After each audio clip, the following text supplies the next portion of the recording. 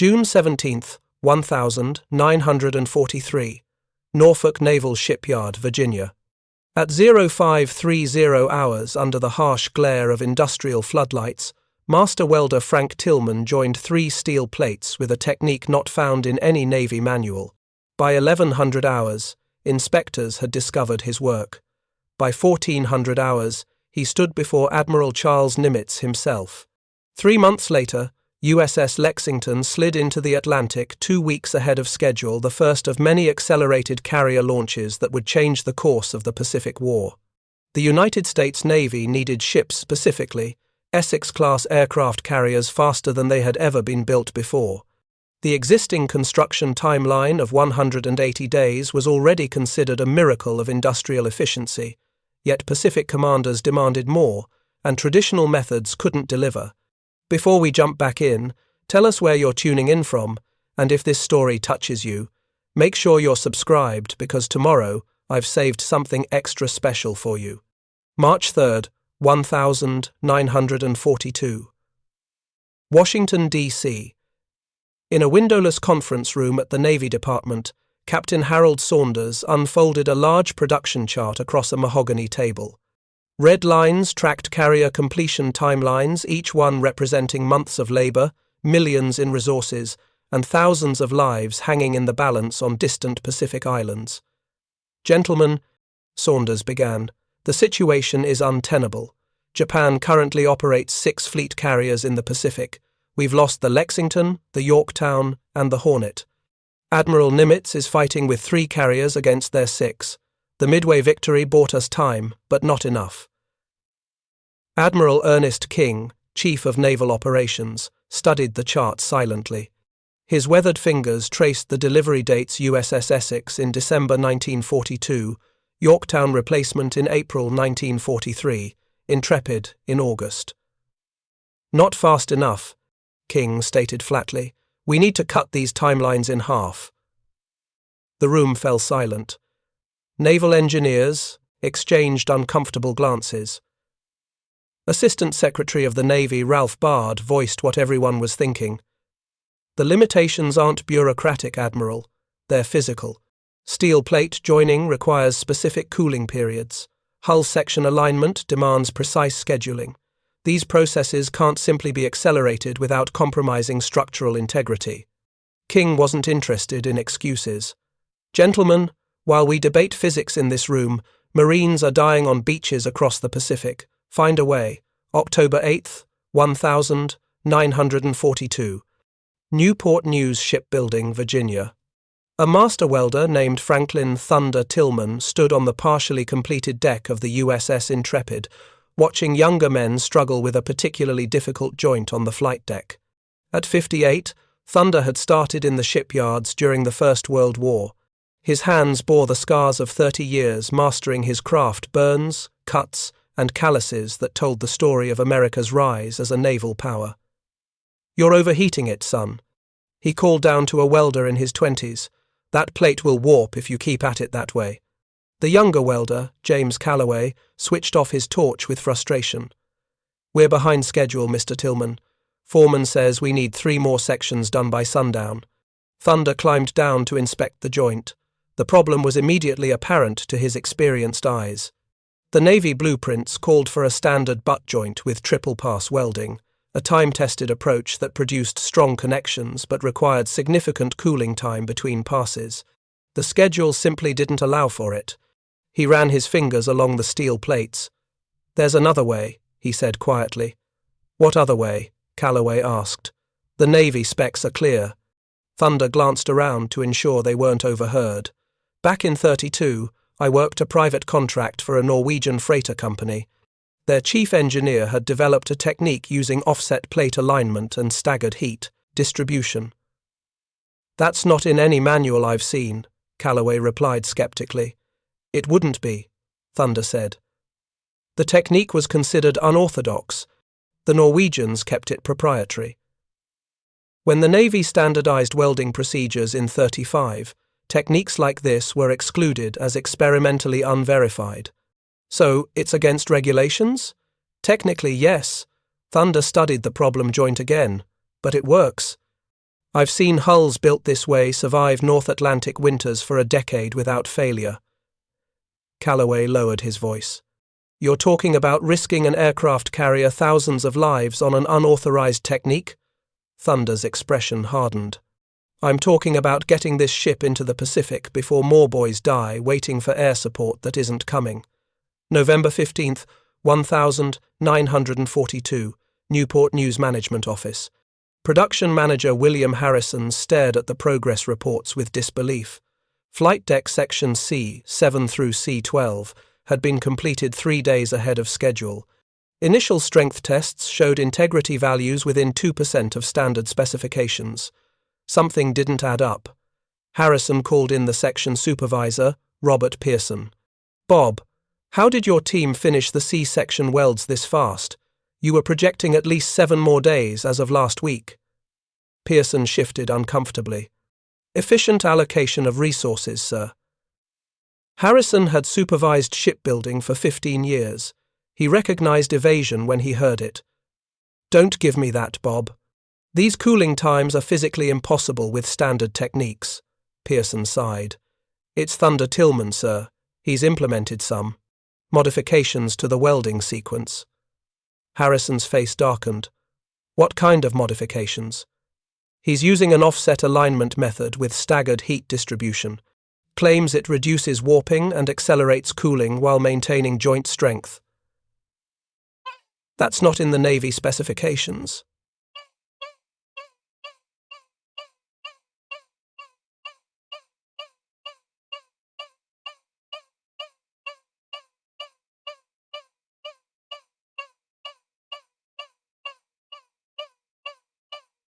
His hand on the desk. Damn it, Bob. We're building aircraft carriers, not fishing boats. These ships will carry 3,000 men into combat. If a weld fails at sea, the test results are solid. Pearson interrupted. Better than solid, actually. The joints are showing 103% of required tensile strength, with 22% less deformation. Harrison paused. How is that possible? Thunder says it's about heat management. The staggered approach prevents the formation of large crystalline structures in the cooling metal. Smaller crystal formation means greater strength under stress. And you authorized this deviation from specs? Pearson looked him straight in the eye. No, sir. I observed it after the fact. Thunder made the call on his own. Harrison stood up. Where is he now? Flight deck, forward section. Supervising the catapult track installation.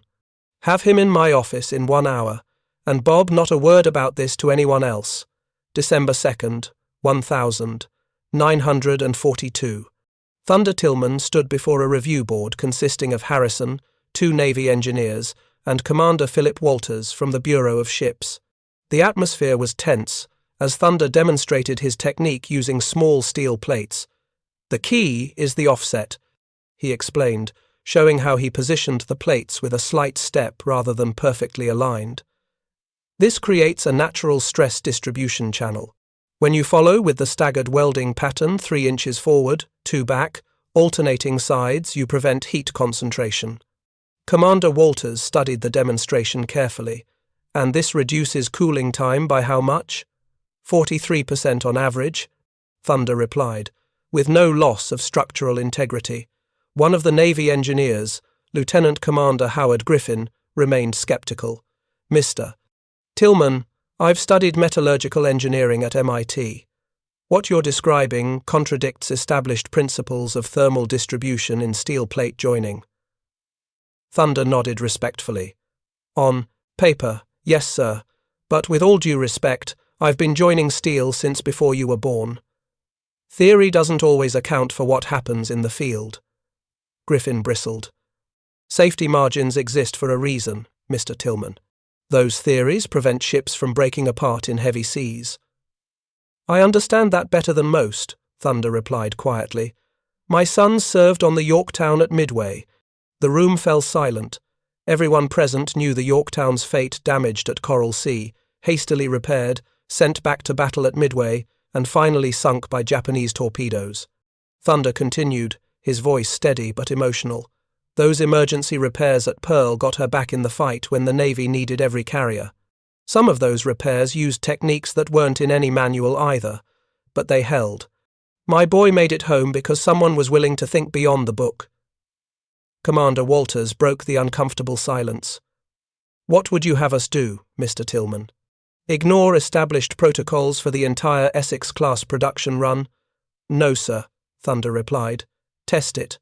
Not just on sample plates on actual hull sections. Compare the results to standard techniques. If I'm wrong, I'll accept the consequences. Harrison spoke up for the first time. And if you're right? Thunder met his eyes.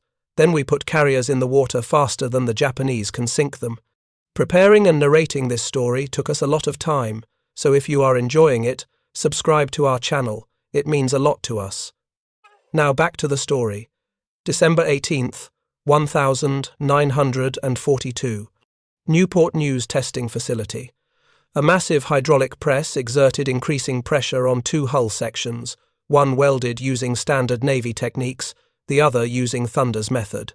Dial indicators measured deformation while engineers recorded data. Commander Walters and Lieutenant Commander Griffin watched intently alongside Harrison and Thunder.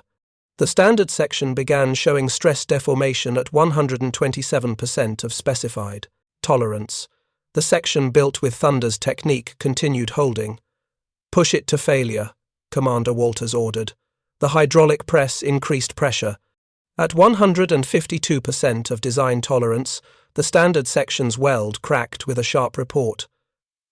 Thunder's section continued holding. At 189%, Griffin shook his head in disbelief. This shouldn't be possible. When Thunder's weld finally failed at 213% of design tolerance, the room was silent. The implications were clear. Commander Walters turned to Griffin. Your assessment, Lieutenant Commander? Griffin examined the failed sections closely before responding. The crystalline structure at the failure point is markedly different. Tillman's technique produces smaller, more numerous crystal formations rather than the larger structures we typically see. This creates more failure points that must be overcome simultaneously. In English, please, Harrison requested. Griffin sighed. It's stronger, significantly stronger, and based on cooling rate measurements, much faster to execute. Walters nodded. Recommendations? Griffin hesitated. From a purely engineering perspective, the data supports limited implementation with continued testing. Thunder spoke up. Sir, we don't have time for limited implementation. Every day we delay means, I understand the stakes, Mr. Tillman, Walters interrupted. He paced the room, deep in thought. Finally, he turned to the group. This remains classified. No documentation leaves this room, Mr. Harrison, you will personally oversee implementation on non-critical hull sections first, then expand as confidence builds. And the Bureau of Ships Regulations? Harrison asked. Walter's expression was grim. Officially, we're adhering to standard specifications with minor procedural optimizations. The paperwork will reflect standard techniques. What happens on the production floor stays between us. Thunder understood the subtext immediately. Walters was risking his career by authorizing an unauthorized technique without formal approval from the Bureau of Ships. If anything went wrong, Walters would take full responsibility. You're putting a lot on the line, Commander, Thunder said quietly. Walters looked at him directly. My brother is an air group commander on the Enterprise, Mr. Tillman. Like your son, he's out there fighting with whatever we can give him. Sometimes regulations need to catch up with necessity. January 7th, 1943. Newport News Shipbuilding. The implementation began cautiously. Thunder trained a small team of senior welders in the technique, working nights to avoid scrutiny from regular inspectors. They focused initially on internal bulkheads, where structural requirements were less critical. As confidence grew, they expanded to secondary hull sections. Each completed section underwent rigorous testing, with results carefully documented in Commander Walters' private files. The time savings were immediate and substantial. Harrison received a visit from corporate management, concerned about the sudden improvement in production metrics. "These timelines don't make sense," said Vice President Frederick Steinman. "You're reporting completion rates that engineering says are physically impossible." Harrison maintained the cover story. "We've implemented new shift structures and pre-assembly techniques, nothing that violates specifications, just better workflow management." Steinman remained skeptical. "The Navy's breathing down my neck about these carriers, Harrison. If you're cutting corners, we're exceeding quality standards on every inspection." Harrison interrupted. "That's all you need to know. January 21st, 1943. Word of the accelerated timelines reached Washington. Admiral King summoned Commander Walters to explain how Newport News was suddenly projecting completion dates weeks ahead of schedule. "I've authorized some procedural optimizations," Walters explained carefully. "What kind of optimizations?" King pressed. "Workflow improvements, shift restructuring, some innovative pre-assembly techniques." King studied him carefully. "And these optimizations can cut production time by 30% without compromising structural integrity. The test results are conclusive, sir." King leaned forward. "Commander, I've been in the Navy long enough to recognize when someone's not telling me everything. But I've also been in command long enough to know when not to ask certain questions." He slid a folder across the desk. "These are new production targets for all Essex-Class carriers. I expect Newport News to meet them." Walters examined the targets with shock. "Sir, these timelines would require launching a new carrier every 90 days. "That's correct, Commander. The situation in the Pacific has deteriorated. We need carriers, now." February 15th, 1943. Thunder's technique, now implemented across all welding teams at Newport News, had reduced hull completion time by 37%. The USS Intrepid, originally scheduled for completion in August, was now projected for commissioning in May. But success brought attention. Navy inspectors noticed the unusual appearance of certain welds. Though functionally superior, Thunder's technique left a distinctive pattern visible to experienced eyes. Questions began circulating through the inspection corps. March 8th, 1943. Naval Inspector Commander Raymond Phillips confronted Harrison directly. "These aren't standard Navy welds, Mr. Harrison. I've seen enough hull sections to know when something's different," Harrison maintained the cover story. "We're following Bureau specifications with some minor procedural variations. Those variations aren't in any manual I've seen," Phillips countered. "I'm initiating a formal review." That evening, Harrison called an emergency meeting with Thunder, Walters, and Griffin. "We've been noticed," he announced grimly. Commander Walters sighed. It was inevitable. Success is hard to hide. "What do we do now?" Thunder asked. "If they shut us down?" "They won't," Griffin said, surprising everyone. The once skeptical engineer continued. "I've been compiling test data for months. The results are irrefutable. Tillman's welds are superior to standard techniques by every measurable metric. That doesn't change the fact they're unauthorized," Harrison pointed out. "Then we get them authorized," Griffin stated simply. "It's time to bring this to Admiral Nimitz directly." April 2nd, 1943. Norfolk Naval Base. Thunder Tillman had never imagined he would brief a fleet admiral. Yet here he stood in a secure conference room, demonstrating his welding technique to Admiral Chester Nimitz himself. Nimitz watched the demonstration intently, asking pointed questions about metal fatigue, stress distribution, and weather effects. As a former engineering officer, he grasped the technical details quickly. "Mr. Tillman," Nimitz finally said, "do you understand what you've done by implementing an unauthorized procedure on United States Navy vessels?" Thunder stood straight, despite his age. "Yes, sir. I've violated regulations." "You've done more than that," Nimitz replied. "Based on these production figures, you've potentially altered the strategic balance in the Pacific." Thunder remained silent, unsure how to respond. Nimitz continued. "Commander Walters has shown me the testing data. Your technique could potentially save months of production time across the entire Essex-Class. That means more carriers, sooner, in theatres where they're desperately needed. That was my hope, sir. Nimitz studied him. Why didn't you bring this through proper channels? Thunder considered his words carefully. With respect, Admiral, I've seen good ideas die in proper channels. A shipyard welder sending technical suggestions to the Bureau of Ships would have generated paperwork, not results. Meanwhile, men are dying for lack of air cover. Rather than anger, a hint of a able-to smile crossed Nimitz's face.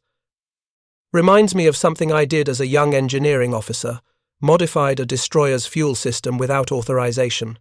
Nearly got court-martialed until they realized my changes improved range by 12%. The tension in the room eased slightly. Nimitz turned to Commander Walters. Effective immediately, I'm establishing a special technical unit under your command, Commander. Its mission will be to evaluate and implement Mr. Tillman's techniques across all Essex-Class production facilities. To Thunder, he added. Mr. Tillman, you are being offered a temporary commission as Lieutenant Commander in the Naval Reserve, assigned to this unit. Your unauthorized procedure is now officially authorized under my direct authority. Thunder was speechless. One condition, Nimitz added. This remains classified. The Japanese have spies in our shipyards. This technique gives us an advantage they don't know about yet. As the meeting concluded, Nimitz had one final question. Mr. Tillman, or should I say, Lieutenant Commander Tillman, what do you call this welding technique? Thunder had never thought about naming it. After a moment's reflection, he replied, The interlocking offset staggered system, sir. TIOS, Nimitz nodded. Appropriate, since it's tying our fleet together faster than anyone thought possible. April 30th, 1943, Philadelphia Naval Shipyard. The implementation of Thunder's welding technique, now officially designated TIOS, spread rapidly across all Essex-Class production facilities. Lieutenant Commander Franklin "Thunder" Tillman, still adjusting to his naval commission, stood in the shadow of the USS Randolph's massive hull as welders applied his method to the flight deck supports. The key is maintaining the exact offset ratio, Thunder explained to the assembled team leaders. 3/16 inch vertical offset for every inch of plate thickness. Any more creates stress points, any less negates the advantage. Chief Petty Officer Michael Garrity, Philadelphia's senior hull fabricator, examined the demonstration section with skepticism. With all due respect, Commander, we've been joining hull plates the Navy way for 15 years. My men don't need new techniques. Thunder had encountered this resistance at every shipyard. Chief, I spent 30 years doing it the Navy way too, but the Pacific Fleet needs carriers faster than the Navy way can deliver them. And what happens when these fancy welds fail at sea? Garrity challenged. Thunder handed him a folder. Test results from Newport News, Norfolk, and Bremerton. Every sample exceeded standard specifications by at least 40%. The Bureau of Ships has confirmed the numbers. Garrity flipped through the documentation, his expression gradually shifting from skepticism to surprise. These figures can't be right. You're showing tensile strength improvements that violate basic metallurgical principles. Not violate. Chief extend. Corrected Lieutenant Commander Howard Griffin, now Thunder's technical partner in the TIOS program. The principles were based on limited data from standardized applications. Tillman's technique creates a different crystal formation pattern during cooling, something not accounted for in traditional models. Garrity wasn't entirely convinced. Even if it works in the lab, we're talking about combat vessels, ships that will face Japanese torpedoes and bombs. Men's lives depend on these welds. Thunder nodded. My son served on the Yorktown at Midway, Chief. She took bomb hits that should have sunk her immediately, but emergency repairs, many using non-standard techniques, kept her fighting. The Navy already knows that necessity drives innovation. You still haven't answered my question, Garrity pressed. What happens when these welds fail at sea? They won't, Thunder replied simply. "But if you're still concerned, we're starting with non-critical sections. Your team will implement TIOS on interior bulkheads and secondary structures first. Once you see the results, you can decide about primary hull sections." This approach, gradual implementation with visible proof, had worked at each shipyard. Within weeks, even the most skeptical welders became advocates once they witnessed the superior results. May 15, 1943. Office of War Production Board, Washington, D.C.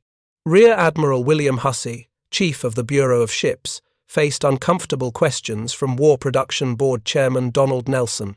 "Admiral, these production accelerations are remarkable," Nelson said, examining the updated Essex-Class timelines.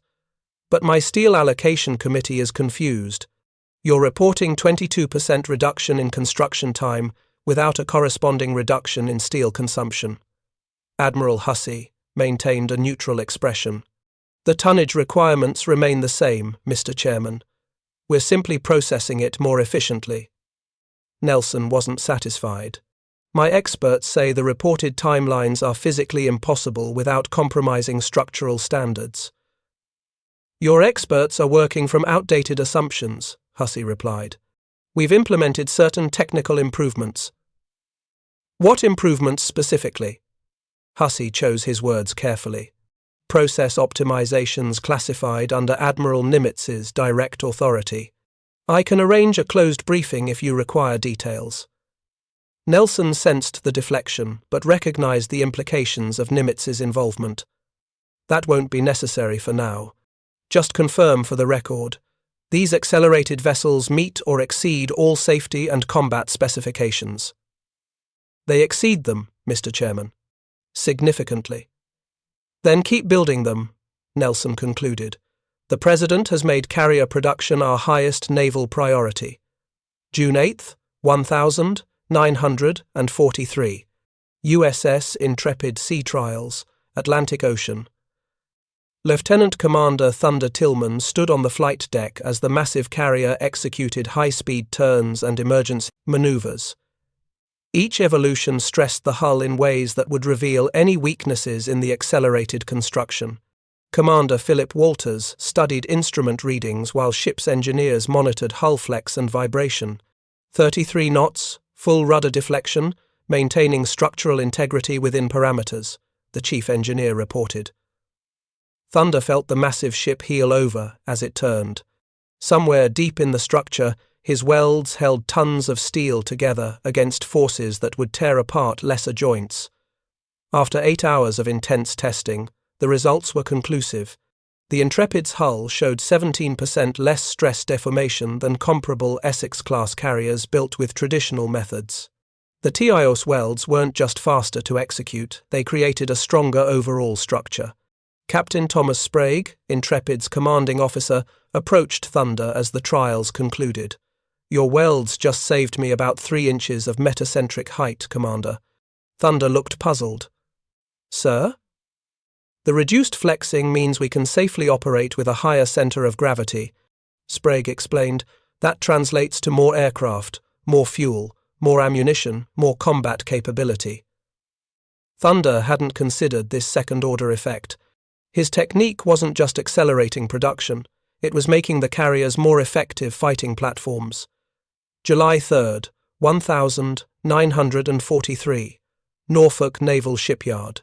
A classified briefing brought together key admirals and production leaders. The success of the Intrepid trials had elevated the TIOS program to strategic importance. Admiral King himself attended, along with Admiral Nimitz, flown in from Pearl Harbor, and the Secretaries of the Navy and War. The shipyard leaders reported unprecedented acceleration. The USS Hornet, CV-12, originally scheduled for November commissioning, would be ready by August, cutting almost 3 months from the timeline. The USS Franklin, Ticonderoga, and Randolph were all ahead of schedule by similar margins. "Gentlemen, this acceleration changes our strategic calculations," Admiral King announced. "The original plan called for 12 Essex-Class carriers by mid-1944. With the TIOS program, We can now project 17 carriers, a 40% increase in fleet air power. Admiral Nimitz added, Japanese intelligence estimates our carrier production at 1 every 6 months. They're planning based on that assumption. When we start deploying new carriers every 90 days, the strategic surprise will be significant. Secretary of the Navy Frank Knox had a question. What prevents the Japanese or Germans from copying this technique if they capture one of our ships or get intelligence about the program? Thunder, invited to attend as TIOS creator, stepped forward to answer. Sir, the technique depends on precise implementation. Even with complete documentation, it requires experienced welders with specific training to execute properly. We've developed a 4-week certification program that builds on existing high-level welding skills. Without that foundation, attempts to copy it would likely fail catastrophically. So it's not just the idea, but the implementation that matters, Knox concluded.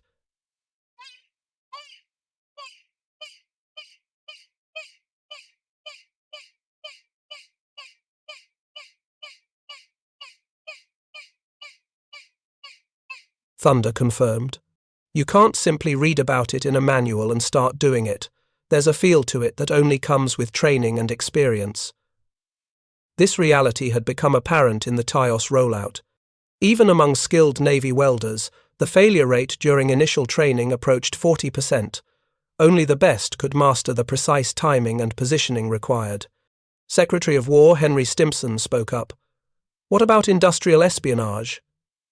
We know both Axis powers have agents attempting to infiltrate our shipyards. Admiral King answered directly. All TIOS documentation is compartmentalized. Each shipyard only sees the portions relevant to their specific tasks. No complete description exists outside a secure facility in Washington. Additionally, we implemented a deception program. Deception? Stimson asked. Yes. We're circulating false technical documents, suggesting the acceleration comes from pre-assembly techniques and management improvements. Any spy who obtains these documents will send their government on a wild goose chase trying to replicate non-existent procedures. The meeting concluded with a decision. The TIOS program would receive unlimited resources and highest priority. American industrial might was about to reshape the naval war. August 17th, 1943. Pearl Harbor Naval Base. The USS Intrepid arrived for final fitting out before deploying to combat operations. Thunder had been ordered to accompany the ship to oversee any weld-related issues during the final preparations. Standing on the dock as the massive carrier maneuvered into position, Thunder felt a profound mix of pride and anxiety. His technique had helped put this ship into service months ahead of schedule, but now it would face the ultimate test combat against Japanese forces. Admiral Nimitz hosted a small private ceremony in his headquarters that evening. In attendance were Thunder, Commander Walters, Lieutenant Commander Griffin, and several senior officers from the technical branch. What you've accomplished is nothing short of revolutionary, Nimitz told them. Not just in terms of production speed, but in creating a fundamentally superior structural system. The reduced hull flexing improves aircraft handling characteristics and reduces metal fatigue. These ships will not only arrive in the Pacific, sooner they'll fight better and last longer. Thunder accepted the praise modestly. Sir, I'm just a welder who saw a better way to join metal. No, Commander Tillman, you're much more than that, Nimitz corrected. You're the embodiment of American innovation. When faced with seemingly insurmountable physical and bureaucratic obstacles, you found a path forward. The Admiral's aide brought forward a small display case containing a medal. This silver star is being awarded not for combat heroism, but for technical courage. The courage to challenge established doctrine when lives depended on finding a better way. Thunder was stunned. Sir, I don't deserve a combat decoration. The men facing Japanese fire are the real heroes. Nimitz shook his head. Every carrier you've helped accelerate into service will save American lives and take Japanese lives.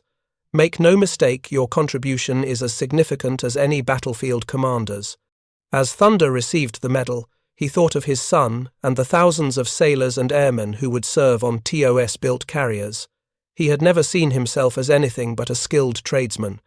Now his technique was altering the strategic balance of the Pacific War. September 24, 1943.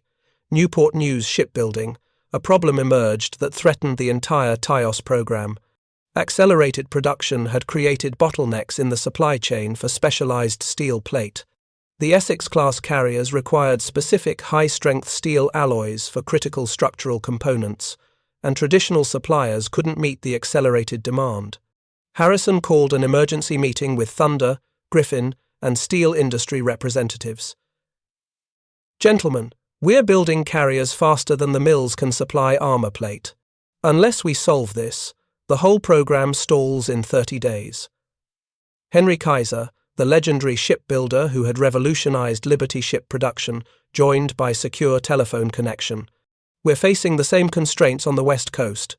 Traditional rolling methods simply can't keep pace."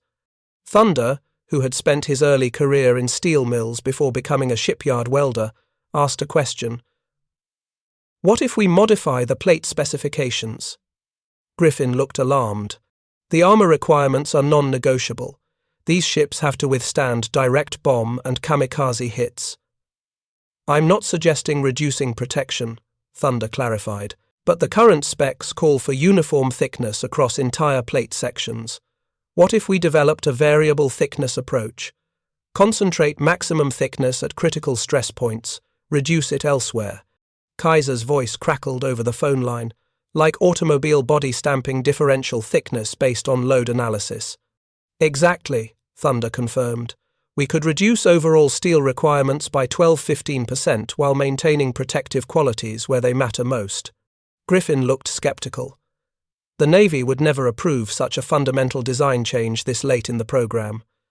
Harrison smiled for the first time in days. "They approved TIOS, didn't they? Let's run the numbers and present a case." Within 48 hours, Thunder and Griffin had developed detailed specifications for variable thickness armor plating. Stress analysis showed that certain sections of the flight deck and hull could function with reduced thickness without compromising structural integrity or protection. The overall weight saving would be substantial, approximately 1,200 tons per carrier, while critical areas would maintain full protective capability. October 10, 1943. Bureau of Ships, Washington, D.C. Admiral Hussey reviewed the variable thickness proposal with initial skepticism, but the data was compelling. "You're telling me we can maintain combat survivability while reducing steel requirements by over 1,000 tons per ship?" "Yes, sir," Griffin confirmed. "Computer modeling confirms that stress distribution across the modified structure actually improves under certain impact scenarios.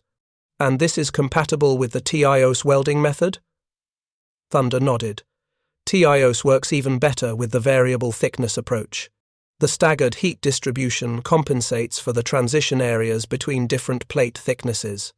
Admiral Hussey considered the strategic implications. "If this works, we not only solve our supply bottleneck, we potentially increase speed and range by reducing overall displacement." "And increase aircraft capacity?" Thunder added. "Every ton saved in structural weight can be converted to additional operational capability." Hussey made his decision. "Implement immediately on the Bennington and following hulls.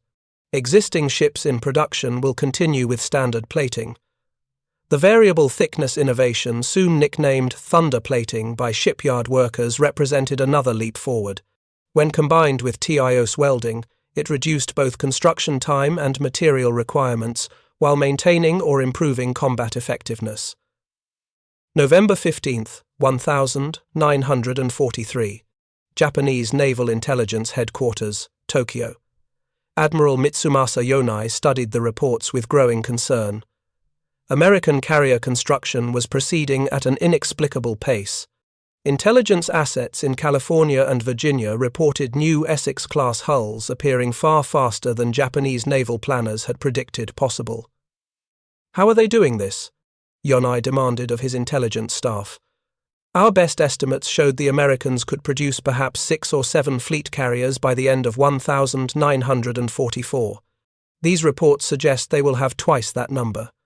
Captain Toshikazu Omai, his chief intelligence officer, spread reconnaissance photographs across the table. Our agents report rumors of new construction techniques, but details are scarce. They've penetrated some management offices but found only references to production optimizations without technical specifics. Yonai understood the strategic implications immediately. Japan had started the war with a decisive carrier advantage. That advantage had eroded at Midway and was now disappearing completely under the weight of American industrial output. "We must discover their methods," Yonai insisted. "If they have found a way to accelerate carrier construction, we must copy it." Omei shook his head.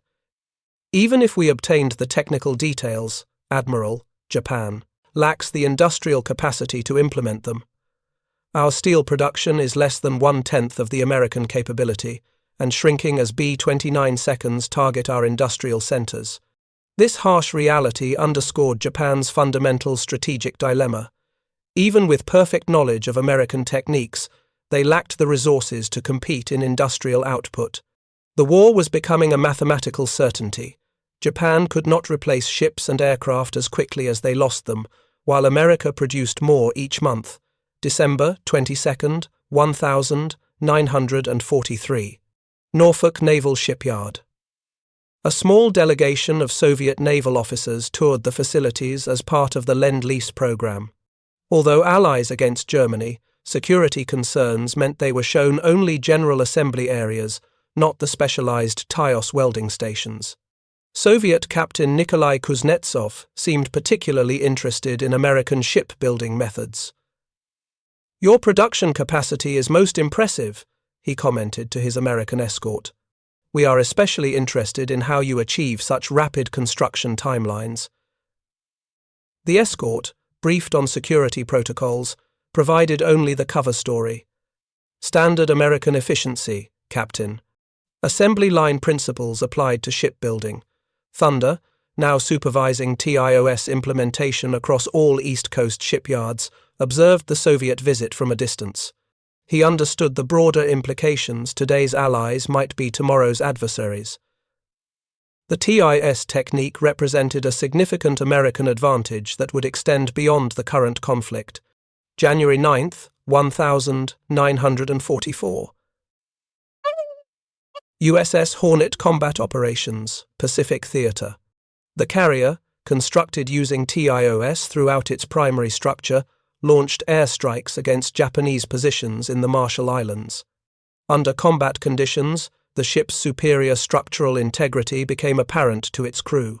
Lieutenant Commander Griffin, assigned as a technical observer, noted that deck deflection during aircraft launches was approximately 40% less than on traditionally constructed carriers. This reduced stress on landing gear and improved catapult performance. The reduced hull flexing in heavy seas also improved radar and fire control accuracy. Captain Miles Browning, the Hornet's commanding officer, documented these advantages in his action reports. The structural rigidity of this vessel provides significant tactical benefits in air operations, particularly in marginal weather conditions. For Thunder, who received copies of these reports at Norfolk, the validation was profoundly satisfying. His technique wasn't just building carriers faster, it was making them more effective fighting platforms. February 11th, 1944. Washington, D.C. The naval production miracle could no longer be kept entirely secret. The commissioning of the USS Hancock marked the fourth Essex-Class carrier delivered in less than 6 months, a pace previously considered impossible. Congress demanded explanations for this unprecedented achievement. The Navy provided carefully crafted testimony that attributed the acceleration to improved production methods and management techniques, without revealing TIOS specifics. Senator Carl Vinson, chairman of the Naval Affairs Committee, met privately with Admiral King and Secretary Knox after the hearings. "The official story is fine for public consumption," Vinson said, "but I need to know what you've actually done. These production figures violate everything I've been told about industrial constraints." Knox nodded to Admiral King, who explained in general terms. A shipyard welder developed an innovative joining technique that reduces construction time by approximately 40% while improving structural strength. The details remain classified, but the impact has been transformative. Vincent was impressed. One welder did this, a regular shipyard worker, a master craftsman with 30 years' experience. King clarified, the kind of American ingenuity that separates us from our enemies. He saw a problem, developed a solution, and persisted until the system acknowledged its value. I want to meet this man, Vincent declared.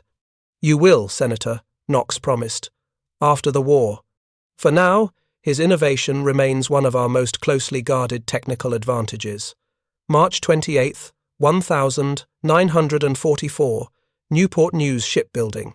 Production of Essex-Class carriers had reached peak efficiency, with TIOS implementation fully mature and thunderplating integrated into the design. Completion timelines had stabilized at approximately 100 days from keel laying to commissioning, a 45% reduction from pre-war standards. Thunder, touring the massive facility with Harrison, felt a profound sense of accomplishment. 7 massive carrier hulls in various stages of completion stretched before them, each representing American industrial might translated into combat power.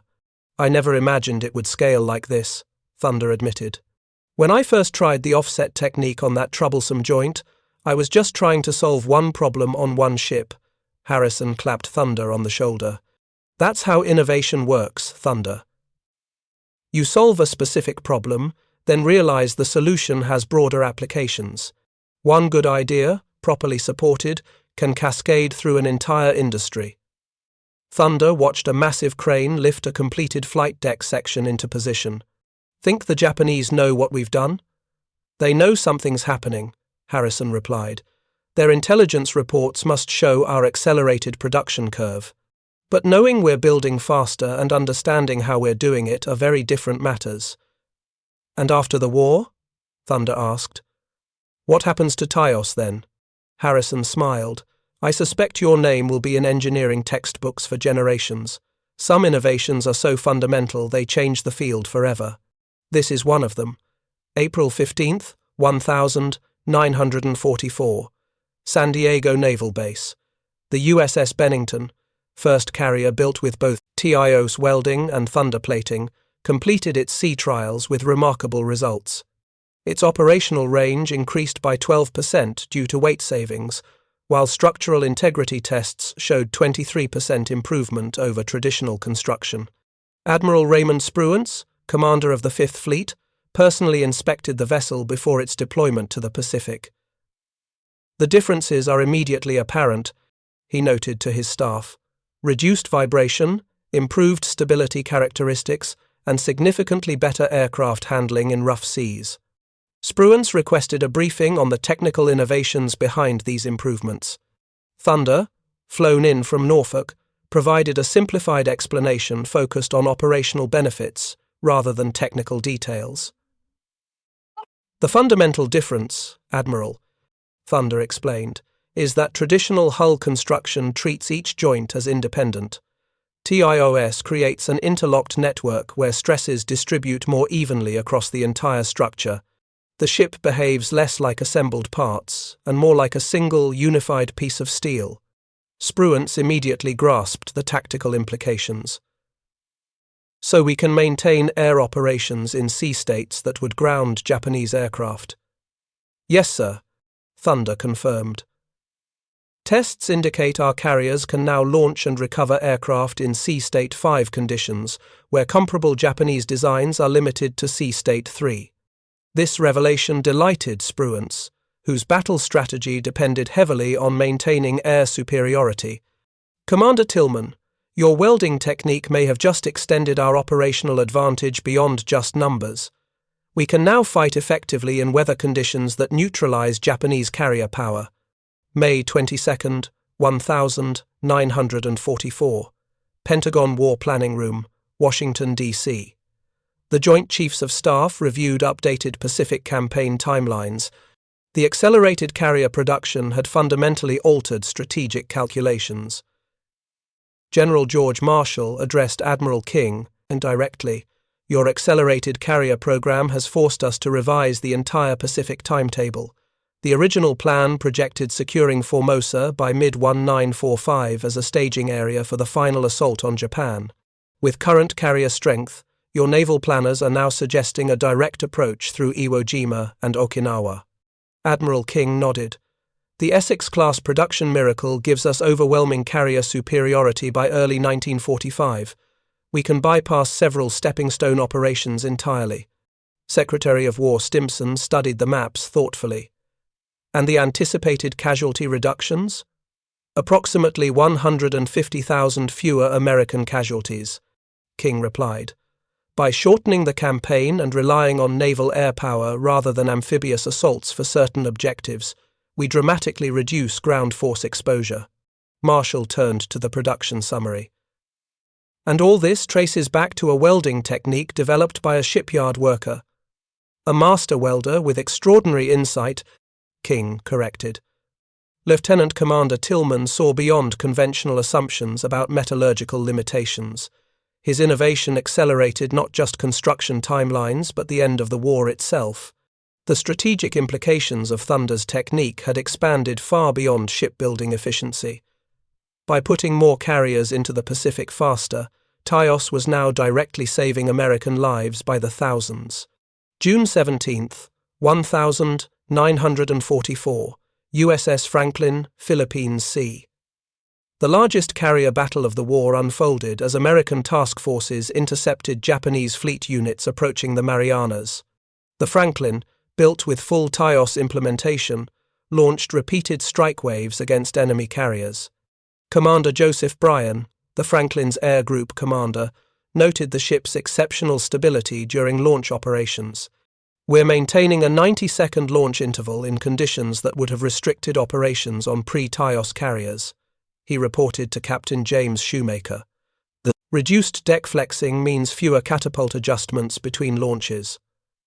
When the Franklin took a direct hit from a Japanese dive bomber later that day, the TIOS structure demonstrated another critical advantage. The bomb penetrated the flight deck, but the surrounding structure maintained integrity, localizing damage and preventing progressive collapse.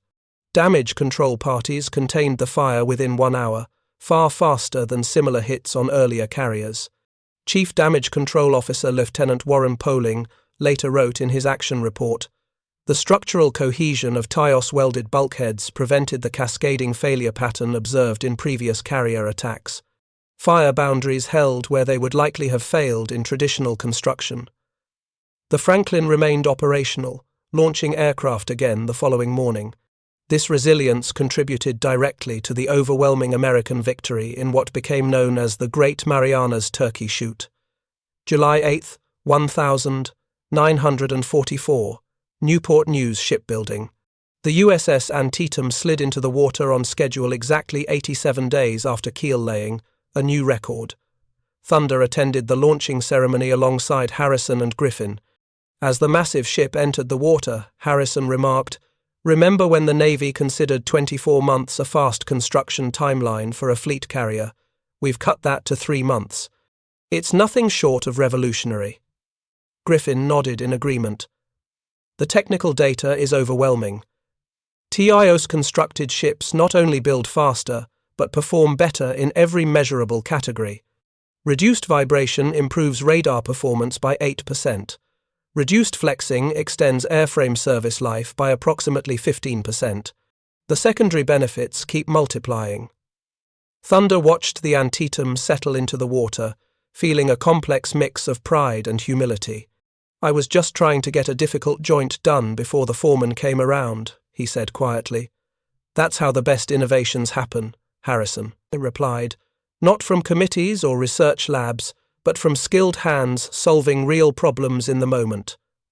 August 19th, 1944, Bureau of Ships, Washington, D.C. Admiral Hussey presided over a classified technical conference focused on post-war applications of Taos technology. With victory increasingly certain, attention turned to how Thunder's innovation would shape peacetime shipbuilding. "The commercial applications are potentially enormous," stated William Gibbs, America's preeminent naval architect. TIOS construction could revolutionize passenger liners, freighters, tankers. Any large steel vessel would benefit from the reduced weight and increased strength. Thunder, still uncomfortable in the headquarters environment, listened as experts discussed his technique in increasingly abstract terms. Engineers and scientists had developed mathematical models explaining why his intuitive approach worked at the molecular level. Metallurgists had documented the unique crystal formation patterns that gave TIOS its extraordinary strength characteristics. During a break, Thunder approached Admiral Hussey. "Sir, there's something I need to clarify about TIOS." "What's that, Commander?" "It's not just about the offset pattern or the staggered heat distribution. Those are the technical elements, but they're not the complete story." Hussey looked interested. "Go on. The human element matters just as much," Thunder explained. "A welder has to develop a feel for when the metal is ready, how it's responding to heat. The documented procedure is necessary but not sufficient. You need skilled craftsmen who understand steel on an intuitive level." Hussey considered this. "You're saying we can't fully automate the process?" "Not with current technology. You can mechanize aspects of it, but you still need human judgment at critical points.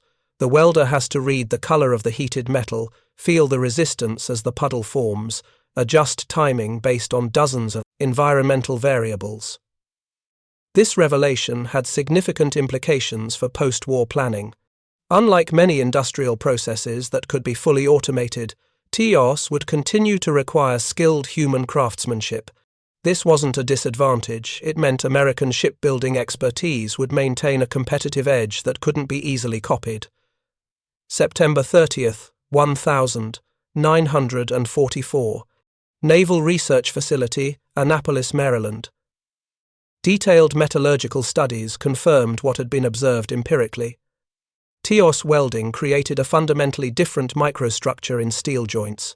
Rather than the typical dendritic crystal formations in traditional welds, TIOS produced a finer, more interlocked crystal structure that distributed stresses more effectively. Lieutenant Commander Griffin presented these findings to a select audience of naval engineers and material scientists. The interlocked crystal pattern creates what we're calling a structural mesh rather than a simple joint. This explains the exceptional performance under dynamic loads. A scientist from MIT asked, "Could this approach be applied to other metals? Aluminum or titanium, for instance?" Griffin glanced at Thunder, who nodded slightly. "Initial tests on aluminum are promising. The principle appears transferable, though the specific parameters require adjustment for different materials." This insight opened new possibilities for aircraft construction, where aluminum was the primary structural material. If TIOS principles could be adapted to aircraft assembly, the same benefits of reduced weight and increased strength could revolutionize aviation. October 22nd, 1944. Japanese Naval Headquarters, Tokyo. Admiral Yonai received the latest intelligence assessment with growing alarm. American carrier strength in the Pacific had reached 27 fleet carriers, more than triple Japan's remaining capacity. The production disparity was now insurmountable. "Our naval intelligence has failed," Yonai told his staff bluntly. "We estimated the Americans could produce perhaps 8 Essex-Class carriers by the end of 1944. They have built 17, with more under construction." Captain Ome spread reconnaissance photographs across the table. "Our sources report a significant technical innovation in American shipbuilding, but details remain elusive. Whatever method they've developed, it has fundamentally altered the strategic balance." This revelation contributed to a growing recognition among Japanese leadership that the war could not be won through conventional means. America's industrial advantage, magnified by innovations like TIOS, had created an unbridgeable gap in naval power. November 18th, 1944. Pearl Harbor Naval Base. Admiral Nimitz hosted a small ceremony aboard the USS Intrepid, now returned from combat operations for refit. Thunder, Griffin, and Walters were present, along with key shipyard managers who had implemented TIOS across the production network. "Gentlemen," Nimitz began. What you've accomplished may be the single most significant technical contribution to our Pacific strategy. In 18 months, you've transformed naval shipbuilding and altered the strategic timeline of the entire war. He gestured toward intelligence reports spread on the table.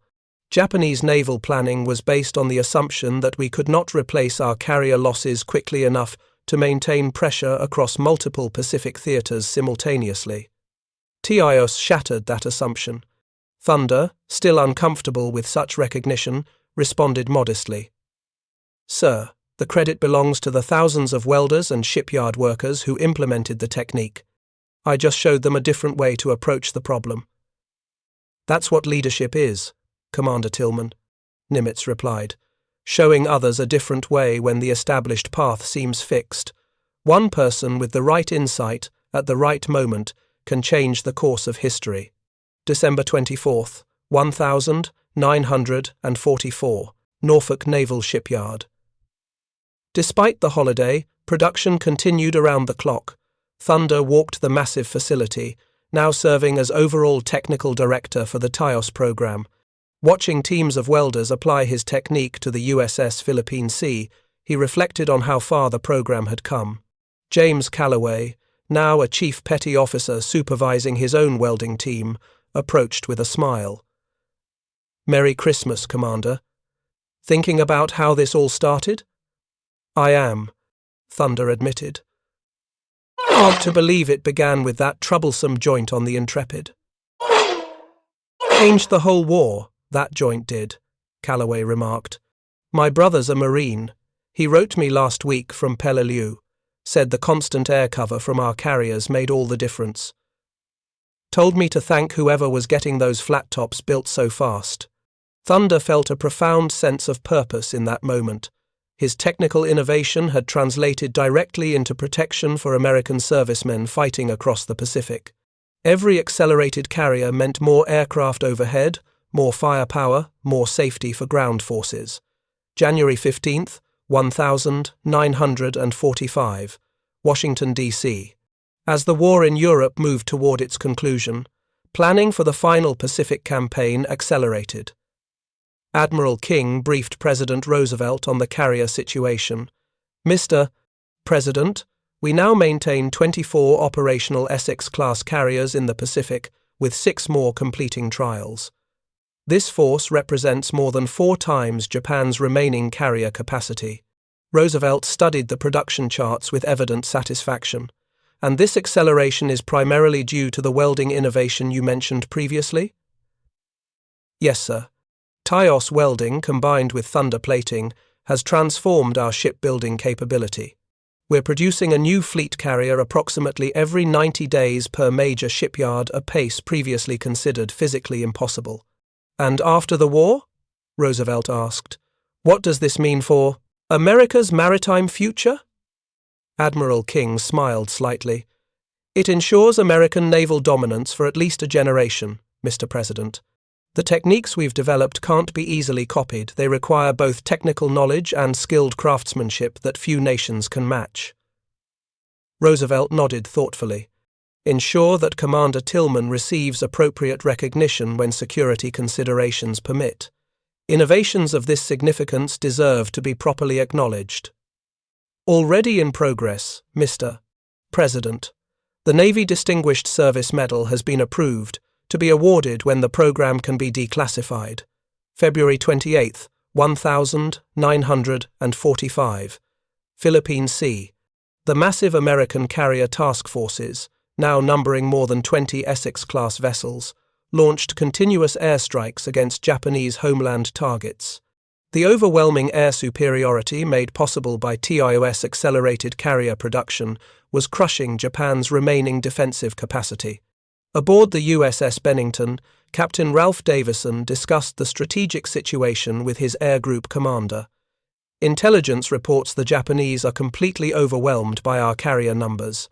Their war planning never anticipated facing this many flight decks simultaneously. Commander David McCampbell, the Navy's top ace, nodded in agreement. Every pilot in the fleet knows we're flying because someone back home figured out how to build these ships faster.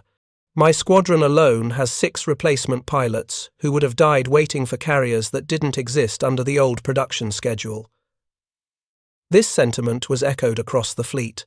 Sailors and aviators understood that the accelerated carrier program had not only increased American combat power, but had directly saved thousands of lives by shortening the war. March 19, 1945. Norfolk Naval Shipyard. Thunder received news that profoundly affected him personally. His son, Lieutenant Michael Tillman, had been assigned as a flight deck officer aboard the USS Shangri-La, one of the newest carriers built using full TIOS implementation. In his letter home, Michael wrote, "Dad, I can't tell you how strange it feels to serve on a ship that exists because of your innovation. My commanding officer pulled me aside yesterday and told me that without your welding technique, this carrier wouldn't be in the Pacific until late 1945. Every man aboard owes their ability to fight to you." For Thunder, this connection brought the impact of his work full circle. His technical innovation was now directly protecting his own son. The abstract statistics of accelerated production had become intensely personal. April 25, 1945. San Francisco Naval Shipyard. With victory in Europe imminent and Japan increasingly defensive, planning turned toward post-war applications of TIOS technology. Thunder participated in a classified conference with maritime industry leaders to discuss civilian applications. "The commercial potential is enormous," stated John Roper, president of American President Lines. TIOS construction could reduce the weight of a standard passenger liner by approximately 1,800 tons, while improving structural integrity. The fuel savings alone would transform the economics of transoceanic shipping. Thunder had never considered how his technique might shape peacetime industries. "The training requirements are substantial," he cautioned. "You can't simply hand the procedure to existing welding teams without specialized instruction." "That's an opportunity, not an obstacle," responded William Francis Gibbs, America's foremost naval architect. American shipyards can market TIOS as a premium construction method, available nowhere else in the world. The technique becomes a competitive advantage in the global shipbuilding market. This perspective opened new possibilities. TIOS wouldn't just win the current war, it would help America dominate global shipbuilding in the peace to follow. May 30, 1945. Newport News. Shipbuilding. As the Pacific War entered its final phases, Thunder received orders transferring him to a new role. With carrier production needs largely fulfilled, his expertise would now be directed toward adapting TIS for submarine construction. Harrison hosted a small farewell gathering as Thunder prepared to depart for New London, Connecticut. "You came here as a shipyard welder with a problem to solve," Harrison reminded him. "You leave as a commissioned officer who changed the course of the war." Thunder looked out across the shipyard where his journey had begun. 7 massive carriers in various stages of construction stretched before him, each incorporating his innovations. "I still think of myself as just a welder," he admitted. "All this recognition feels strange. The best innovations often come from people who are just doing their jobs with extraordinary skill and insight," Harrison replied. "You saw possibilities where others saw only established procedures. That's the essence of American ingenuity." August 15, 1945. Washington, D.C. As news of Japan's surrender spread across the nation, Thunder attended a small private ceremony at the Navy Department. Secretary of the Navy James Forrestal presented him with the Navy Distinguished Service Medal, the highest non-combat decoration. "Lieutenant Commander Tillman," Forrestal began, "your welding innovation, now known as the Tillman interlocking offset staggered system, fundamentally altered the course of the Pacific War. By accelerating Essex-Class carrier production from 180 days to approximately 90 days per unit, you enabled the creation of overwhelming American naval superiority years ahead of original projections." The citation continued. "This acceleration directly contributed to saving an estimated 150,000 American lives by shortening the war and reducing the need for high-casualty amphibious operations. The TIO's technique represents one of the most significant industrial innovations in American military history. As Thunder accepted the medal, he thought of the thousands of welders across America who had implemented his technique. "Sir, I accept this on behalf of every shipyard worker who made TIOS a reality."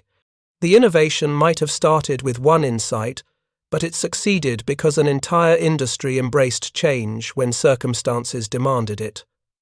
Forrestal nodded in understanding. The history books will record many factors that won this war: brave combat actions, strategic leadership, industrial capacity. But they should also note that sometimes victory hinges on one person seeing a better way to join steel. September 30th, 1945. Philadelphia Naval Shipyard. With the war concluded, Thunder supervised the implementation of TIOS in peacetime construction. The USS United States, America's first post-war supercarrier, was taking shape using both his welding technique and the variable thickness plating system. Chief Petty Officer Garrity, once the most skeptical of Thunder's innovation, now supervised the yard's TIOS certification program. "Never would have believed it back in '43, he admitted to Thunder as they inspected a completed hull section. "Thought you were cutting corners to meet impossible deadlines. Now I can't imagine building any other way." Thunder smiled at the irony. That's how progress works. Yesterday's radical innovation becomes tomorrow's standard practice. "The difference is," Garrity noted, "most innovations save time or money. Yours did both while making a better product. That's the rare trifecta." As they walked the massive shipyard, Thunder reflected on his unlikely journey from skilled tradesman to naval officer to recognized innovator. His technique had begun as a practical solution to a specific problem, a welder's answer to a welder's challenge. It had evolved into something that helped win a world war.